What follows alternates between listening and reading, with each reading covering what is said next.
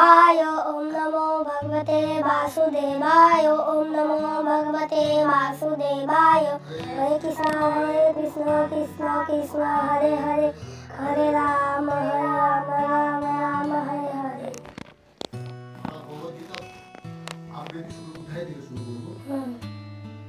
ভগবদ্গীতা যেটা পড়ছি সেটা হচ্ছে শ্রীমদ্ ভগবদ্গীতা যথাযথ, যেটা ইসকনের প্রতিষ্ঠাতা মানে international society for Krishna consciousness যিনি প্রতিষ্ঠাতা, যিনি ফাউন্ডার, মূর্তি শ্রী অভয় চরণারবিন্দ প্রভুপাদের এই লেখা আমরা অনুবাদ করা যে সেটাই আমরা পাঠ করব। শ্রীমদ্ ভগবদ্গীতা পড়ার আগে আমরা কতগুলো জিনিস জানবো। সেটা হচ্ছে যে শ্রীমদ্ ভগবদ্গীতায় টোটাল কতগুলো অধ্যায় আছে? কতগুলো অধ্যায় আছে? 18টা। টোটাল 18টা অধ্যায় আছে।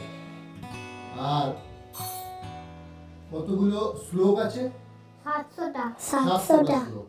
সৌম্যজিৎ বলো যে 700টা শ্লোকের মধ্যে ভগবান শ্রীকৃষ্ণ কতগুলো শ্লোক বলেছিলেন?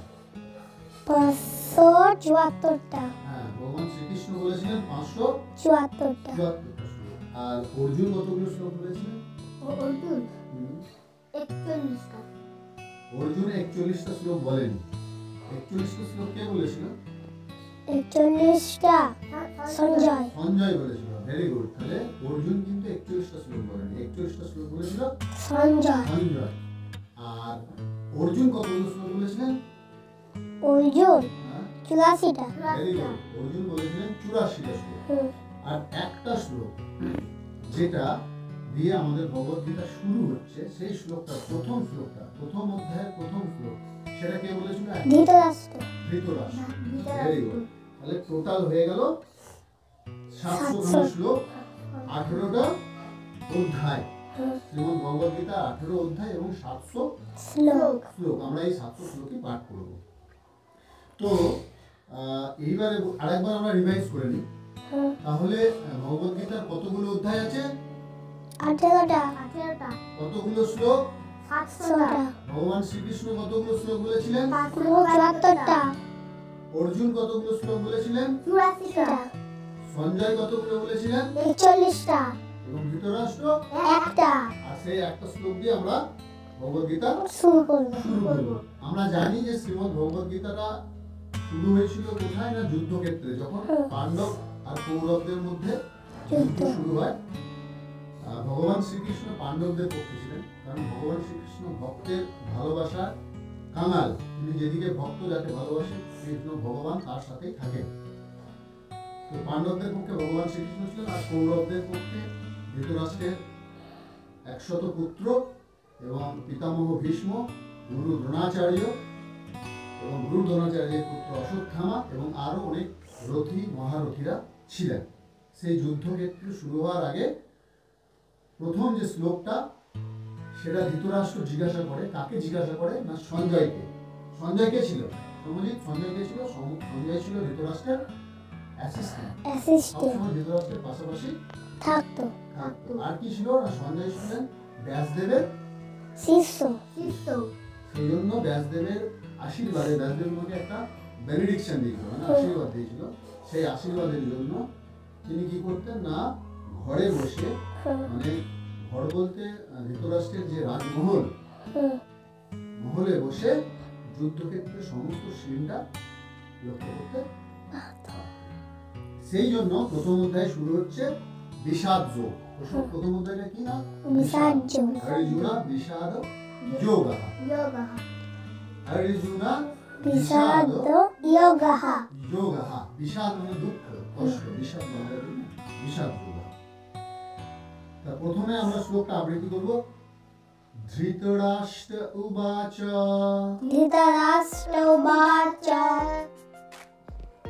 ধর্মক্ষেত্রে কুরুক্ষেত্রে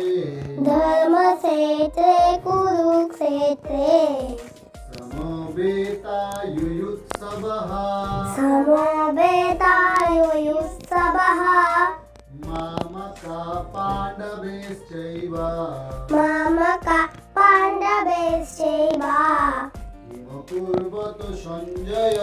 কিমু কুর্বত সঞ্জয়। ধর্মক্ষেত্রে কুরুক্ষেত্রে সমবেতায়ুৎসবः মামকা পাণ্ডবেশ্চৈব কিম কুর্বত সঞ্জয়। একে একে আগে সমধি বলুন। ধর্মক্ষেত্রে কুরুক্ষেত্রে সমবেতায়ুৎসবः মামকা পাণ্ডবেশ্চৈব কিম কুর্বত সঞ্জয়। রূপম। ধর্মক্ষেত্রে কুরুক্ষেত্রে সমবেতায়ুৎসবः মামকা পাণ্ডবেশ্চৈব কিম কুর্বত সঞ্জয়। Very good. এবারে আমরা এইটা জানবো যে সংস্কৃত গুলোর বাংলা মানে কি। ধৃতরাষ্ট্রবাদ মানে মহারাজ ধৃতরাষ্ট্র বললেন, জিজ্ঞাসা করলেন ধর্মক্ষেত্রে মানে ধর্মক্ষেত্র যেখানে ধর্মযুদ্ধ হচ্ছে, কুরুক্ষেত্রে নামক স্থানে এই যুদ্ধটা হয়েছিল, সেখানে এটাকে বলে কুরুক্ষেত্র। সমবেতা মানে সমবেত হয়ে এক জায়গায় জড়ো হয়ে যুযুৎসবः যুদ্ধকামী যুদ্ধ করতে দৃঢ় মামকা আমার দল। মামকা মানে হচ্ছে আমার দল, আমার দল হলো ধৃতরাষ্ট্রের দল।